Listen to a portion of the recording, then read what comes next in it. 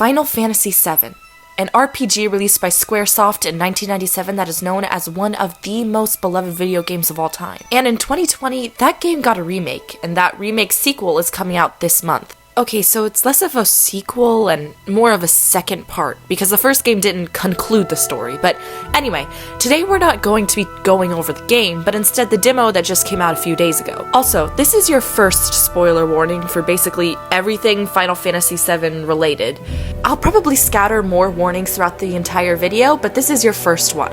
And without further ado, let's get into it. The demo begins with a strangely cheerful Cloud retelling a story of his past, a mission he had in his hometown Nibelheim 5 years prior. Alongside him in this mission, the glorious hero Sephiroth. His mission was to check up on the reactor in Nibelheim, as well as clear the monsters that have been plaguing the pathway up to it. A bit of reminiscing and chit-chatting later, they make it up to the reactor with Tifa as their guide. Inside the reactor, Cloud and Sephiroth make an encounter with Dr. Hojo's experiments, including the infamous Genova comet. After this interaction, Sephiroth begins to act rather strange and irrational, which causes Cloud to really begin to worry for him. And over the next few nights, Sephiroth becomes engrossed in finding out more about the comet Genova and the experiments that were implemented onto it. After more sleepless days and nights of Sephiroth spending every waking moment reading about Genova, he comes to the revelation that he was in fact created using the cells from the comet, which is exactly why he begins to refer to the comet as his mother. The revelation causes him to go on a rampage, burning and destroying Nibelheim in an endless slaughter. Because that's what you do when you go crazy, I guess. Cloud runs after him, desperate to stop this catastrophe, but in the midst, he realizes his mother's home is one of the many erupted in flames. Injured, he rushes over, only to be knocked down and almost immobile, watching as Sephiroth leaves the destruction behind, walking amongst the flames. And I also don't think Cloud actually did any of that. Personally, I've strayed away from spoilers for Rebirth, but of course I know a few things in advance. Also, even if I wasn't spoiled, the trailer Squaresoft just released showed a bit too much anyway. Moving forward though, I gave that summary to give you a bit of context while I'm rambling on about different theories I have. And while we're on the topic of rambling, why don't we start? Yeah, I don't think that Cloud was actually there. Well, he was definitely there, but this wasn't him. That's him. Like I said, I do have a bit of context related to the original game, and I definitely know that Cloud actually wasn't a first-class soldier. That's just him going, I don't know, crazy and wanting to be like Zack. Which is exactly why I believe that that is Zack and not Cloud. The reason he appears as Cloud, though, is because Cloud is reliving Zack's memories in his head. He's retelling the story how he believes it to be. He believes that he was that first-class soldier. He believes that he was Zack. And don't worry, I have other theories as to who this actually might be. I just know for a fact it's not Cloud, and I have evidence for it too. I think obviously the biggest factor is the fact that Cloud is the one retelling the story, and he is not credible. He's not a reliable source. I mean, Tifa was there. She was there for the entire time. She knows that Cloud was there. He was present when this was all happening. But even Tifa notices the plot holes that he has. The things that he says that don't exactly add up. Or things that actually did happen to him, but he doesn't remember and she does. Moral of the story, don't believe when Cloud tells you something from his past. Okay? Okay. So we got the fact that Cloud didn't do all of those things out of the way. So where is he? I'll tell ya. He's right there. Am I relying on the fact that he's also blonde and he sounds exactly like Cloud?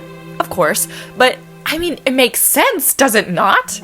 And also, there's the big elephant in the room, the fact that Cloud is acting really strange. And by strange, I mean cheerful, excited, optimistic, all the things that you could use to describe Zack. And another thing that really screwed with my mind when I played the demo was when Cloud was going to his mother's house after Sephiroth had burned Nibelheim down. As he was calling for his mom, guess who also was calling for his mom? That's right, the security officer, that's actually Cloud, was yelling for his mom at Cloud's mom's house. So it's actually Cloud. Okay, sorry. It's my truth, I swear. I have another theory, and I don't think it's as concrete as the last one, but it's still a theory nonetheless. We all know that Cloud is like a clone of Sephiroth, right? Right? We all know that? Okay. And those cloaked guys with like the tattooed numbers, I think they're all either failed experiments of Sephiroth clones. I'm thinking maybe that this was like a test run, you know what I mean? Like this is a test run for Cloud and different Cloud clones, but that also makes absolutely no sense because why would Cloud remember that story then? Like I said, absolutely not concrete, and I don't really have evidence to back that up, so I would love to hear what you guys think about my theories and if you have any of your own.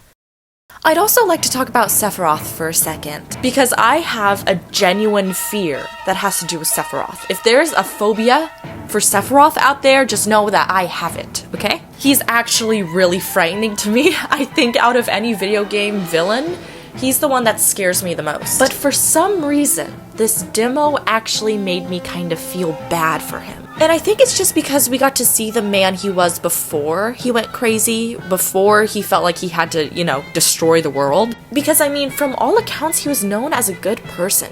He was a renowned hero, and I think he genuinely cared for people and their well-being. And to be able to catch a glimpse of that spiral and the way he kind of tunneled down into madness, I think that was actually really important to make him more compelling. Did that happen to anyone else? Like, please tell me, because in my opinion, I thought it really worked. And I want to know if I'm just babbling on or if other people felt the same way. And finally, of course, there's the small things I could mention. The graphics were amazing, the scenery was amazing, the voice acting always amazing. And overall, I think that this demo and the next one they're going to release soon really sheds light on how amazing this game is going to be. So please tell me, have you played the demo? And if so, what are your thoughts on it? As always, I hope you are having a great night and day wherever you are. Please make sure to like, comment, and subscribe, and I will see you guys in the next one. Say cheese! Sounds like you were having a good time. One more! Yeah, I guess we were.